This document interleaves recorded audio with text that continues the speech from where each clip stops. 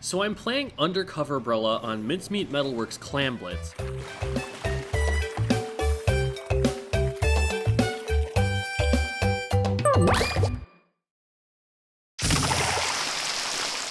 Alright, look, it was a lesson. The player ran undercover, I wanted to demonstrate some ideas about how to engage in fights, and that was the open rotation.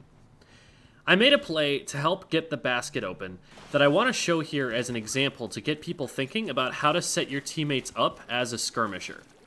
Mincemeat has a well-known problem that there are only two ways to get into the enemy basket, and they both really, really suck. One is over a great bridge with no cover straight into the enemy team's most powerful defensive stronghold, and the other requires you to paint up a wall and jump across a gap with no cover onto the same exact defensive stronghold. Two players can often stop a team of 4 from pushing in if they don't have any specials. Nobody ever scores here.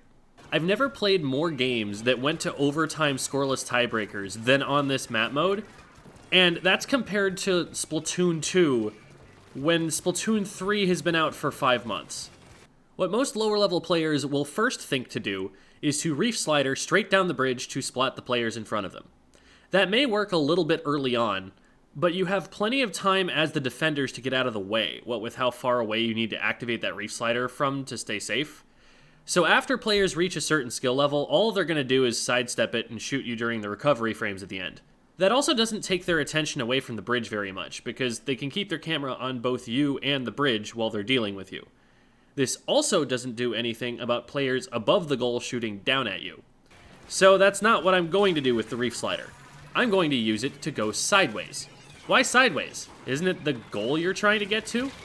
Well, hypothetical student, yes I am, and that's exactly why I need to go sideways. The undercover is not a particularly effective weapon at what it does, but what it usually wants to do is skirmish. It gets the enemy team's attention, hopefully for long enough that its teammates are able to do something before the shield shreds, because heaven knows its DPS isn't doing much on its own. In order for a skirmisher-slayer pair to work well, though, the two need to take off angles. They need to engage from two different directions, so that an opponent actually has to choose which of the two to shoot at, instead of just throwing one bomb and threatening both players. This great bridge, with no cover, into the enemy's best defensive stronghold isn't great for setting that up.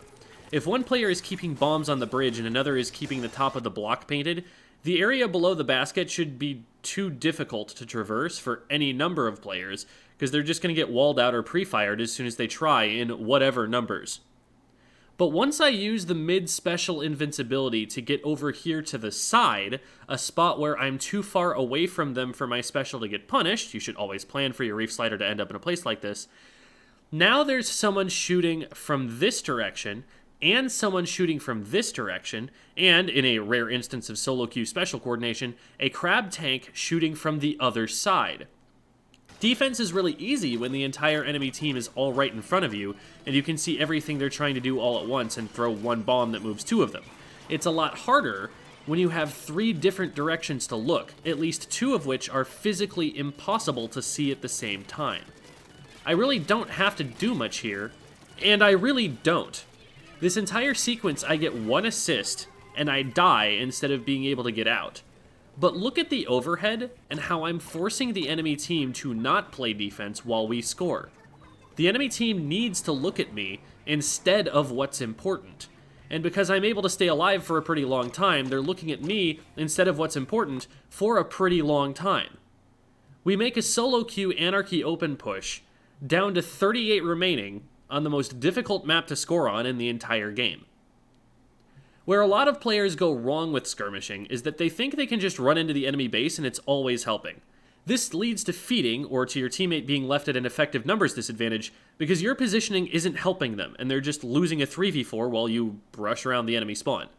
The missing ingredient is that you need to draw the enemy team away from watching something or someone else on your team that threatens them. If that threat from the rest of your team isn't there, you're just feeding into a 1v3.